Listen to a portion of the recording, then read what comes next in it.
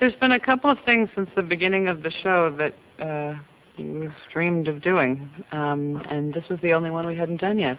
And Paul had said for a long time he was thinking a bed show, an entire show that takes place on or in the bed. And in our first season we did a show that took place only in the bathroom. And then somehow the combination of this, every parent that we know has struggled with this issue about getting your kid to sleep and how much to rescue her and how much to let her fend for herself. And so the two seem to come together to make a perfect opportunity to do this show. So I don't remember what the question was, but that's kind of an answer. The question: how did you get started? How did we get started? Yeah. No, but it's really true. And as it was great fun to it was scary because there was no other actors and no scene breaks, and you just look at the pages.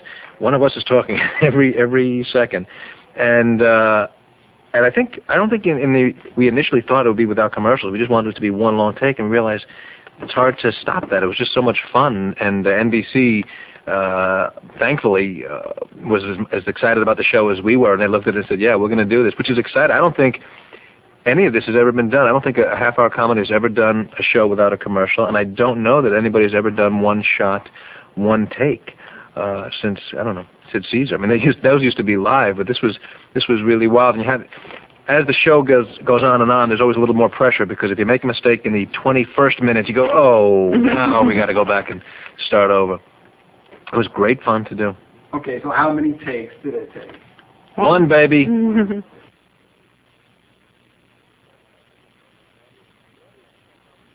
It was fun, and the audience somehow responded. We thought, gee, are they going to be bored because we're not running around? And there was something very different about it because they somehow sensed that it was a different show for us, and it really kind of flew by. It was really exciting.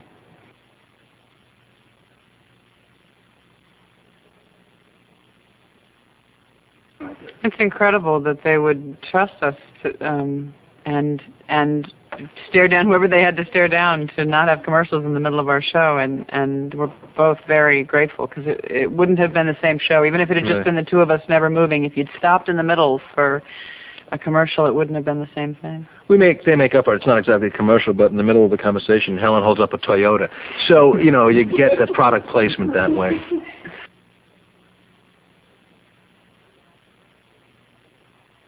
I think, certainly up until now, we couldn't have done this kind of show. Not only did we need the network support, but our audience, anyway, knows these characters very well and knows where they're strong and knows where they're weak. And I think that's why they could jump into this little 22-minute photograph of these two people and care.